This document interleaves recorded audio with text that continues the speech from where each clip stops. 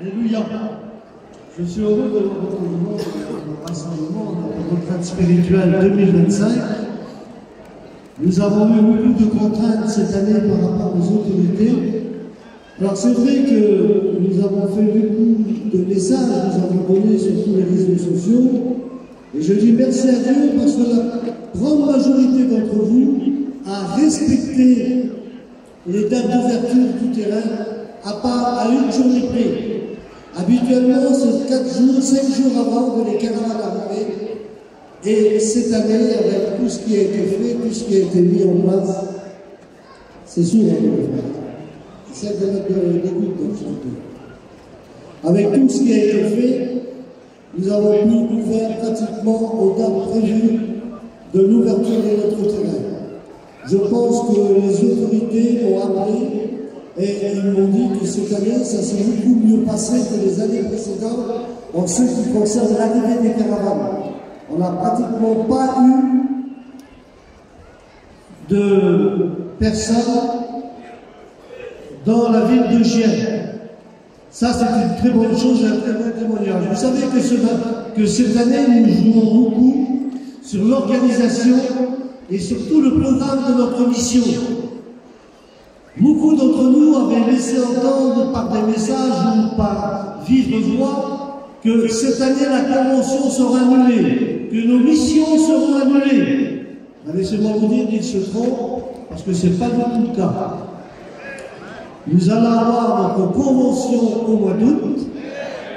Nous aurons intérêt au mois d'août pour faire notre convention et l'État actuellement a mandaté une société pour qu'ils nous recherchent un terrain dans toute la France, qui vont nous faire des propositions pour que nous puissions aller dans l'acquisition d'un nouveau terrain, d'un deuxième terrain pour notre mission. On dit gloire à Dieu. Donc tout se met en place, tout se met en place selon la volonté du Seigneur. Bien que des hommes, nous essayons d'exécuter ce que le Seigneur a mis dans nos cœurs et ce que le Seigneur demande pour le bien de notre mission. Et laissez-moi vous dire, frères et sœurs, lorsque la direction, lorsque moi-même, lorsque le président donne des informations ou donne des directives, ce n'est pas pour montrer notre supériorité, mais c'est tout simplement pour la bonne marche de notre mission. Et merci à Dieu que malgré nos traditions et coutumes un peu spéciales, nous les Montrouges, les Roms, les Yéniches, les Gitans, les voyageurs, les Celtiques, nous avons pu arriver d'être ensemble, d'un commun accord, pour glorifier le plus beau des noms, celui de Jésus, Amen, qui nous réunit pour aller de l'avant. Alors, vous avez vu que sur ce terrain, nous avons pu mettre l'eau. Vous dites pas gloire à Dieu?